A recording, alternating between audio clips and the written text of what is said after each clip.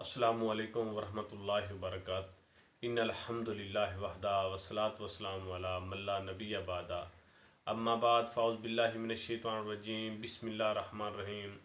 मुअज़्ज़ज़ सामीन और सामियात, जैसा कि आप जानते हैं कि जन्नत में ले जाने वाले अमाल का सिलसिला शुरू किया हुआ है। आज इस सिलसिले का छठा अमल आपके सामने रखेंगे। अल्लाह से दुआ है अल्लाह मुझे सही बयान करने और फिर हम सब को मिलकर इसके ऊपर अमल पैरा होने की तौफीक अता फरमाए।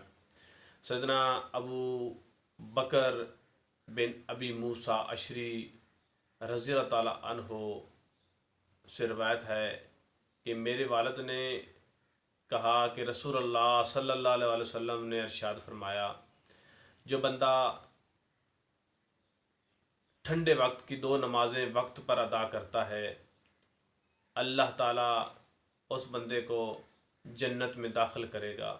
ठंडे वक्त की नमाज़ों से मुराद फजर की नमाज और असर की नमाज, जो बंदा ये बाकायदगी और वक्त के साथ ये पढ़ता है, सल्लल्लाहु अलैहि वसल्लम फरमाया कि अल्लाह ताला उसको जन्नत के अंदर दाखिल करेगा। तो इसलिए हमें पांचों नमाज़ों की ही पूरे टाइम के साथ बाजमात नमाज अदा करनी चाहिए।